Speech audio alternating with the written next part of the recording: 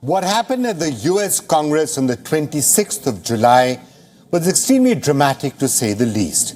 You had three witnesses testifying under oath that the United States government is hiding information about aliens. Let me say that again, for dramatic effect. The US government is hiding information on aliens. At least, that's what the claim is. Now, it all began when a former Navy pilot and military intelligence officer named David Grush turned whistleblower. We told you about it when that story broke. The domino effect resulted in this particular House hearing. Here's what Grush and the other two eyewitnesses told the Congress. Number one, that the US government has, quote, intact and partially intact alien vehicles. Number two, that the US government has tried to reverse engineer alien vehicles. And number three, that the US discovered non-human intelligent life way back in the 1930s. Yes, back in the 1930s. Claim number four, the US Department of Defense possesses non-human biological material. In other words, alien bodies. Number five, these former Navy pilots claim to have seen UFOs. They shared their own experiences with the Congress. And some of these stories are downright spooky. Listen to this. During a training mission in Warning Area Whiskey 72, 10 miles off the coast of Virginia Beach, two F-18 Super Hornets were split by a UAP. The object, described as a dark gray or a black cube inside of a clear sphere, came within 50 feet of the lead aircraft and was estimated to be 5 to 15 feet in diameter. The mission commander terminated the flight immediately and returned to base. Just so that you aren't confused, UAP stands for Unidentified Aerial Phenomena. That's essentially the term that the US government uses instead of UFOs. UFOs is what all of us use. The American government says UAPs. Now, a retired American Navy commander also had his own story to share. As we pulled nose onto the object, within about a half mile of it, it rapidly accelerated in front of us and disappeared. Our wingmen, roughly 8,000 feet above us, lost contact also. We immediately turned back to see where the white water was at, and it was gone also. So as we started to turn back towards the east, the controller came up and said, "Sir, you're not going to believe this, but that thing is at your cat point, roughly 60 miles away in less than a minute. You can calculate the speed."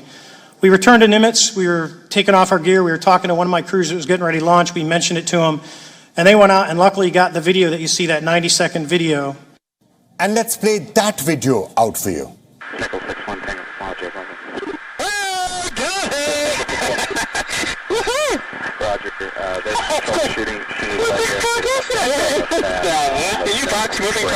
Claim number six.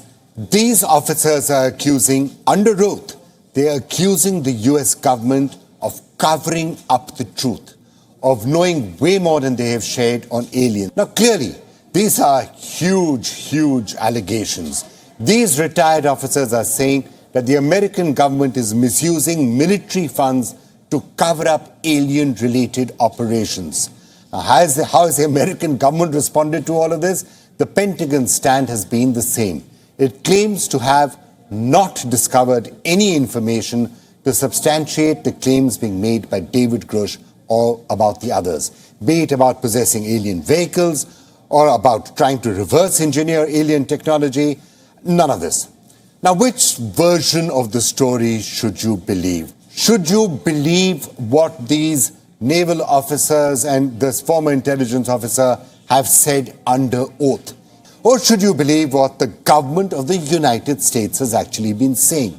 Now, around a month ago, I caught up with celebrated astrophysicist Neil deGrasse Tyson, one of the best-known people in the field, to ask him what he thinks, to ask him what he feels about aliens or UFOs or the claims made by David Grush. Listen to what he told us a month ago. So let me come to one thing that has been getting a lot of attention, especially after the whistleblower David Grush's claim that the American government has had alien craft for a very long time and that they've been studying this entire phenomenon. What do you make of this renewed interest once again in the UFO phenomenon? UFOs have always been interesting. We had Project Blue Book back in there was an Air Force project back in the 1960s, and that published a report early 1970s. They might still have it on my shelf. The study of unidentified objects you kind of want the military to be on top of that situation because it might harm us. Is it a foreign enemy? Is it, or are they aliens? Sure. Go investigate it. There should be some money allocated to what's going on in the sky, especially if you don't understand it. No problem there. I would ask questions. For example, if we've been visited by aliens, why did they only visit government agencies? Why? Really? But it's important to note that not everybody is skeptical. During the Oversight Committee hearing, the US Representative Tim Burchett said, and I quote, "We are going to uncover the cover-up," unquote. So clearly, there's a clear push for transparency. It is fascinating that these hearings are taking place in the first place.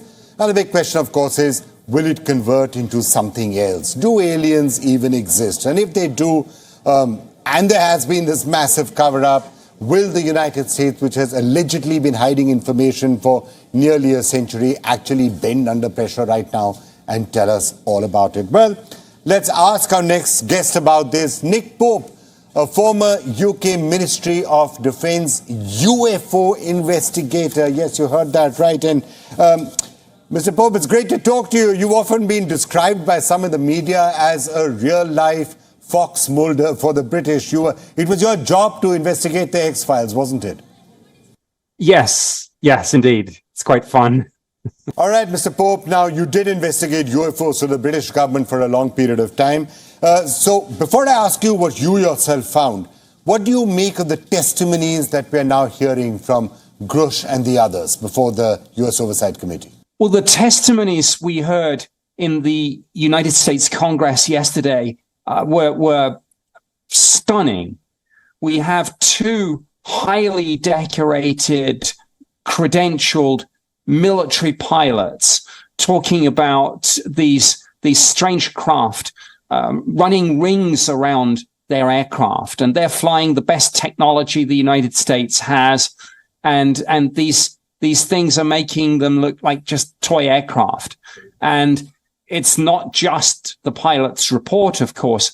Often these UFOs are seen on military radar systems and on satellites. So there is physical corroborating evidence. So that was very important. All right, let me ask you a direct question. In all the time that you spent investigating UFOs for the British government, did you ever come across something that you said, I can't explain this. This is something that baffles me. There's no scientific or any other explanation for this.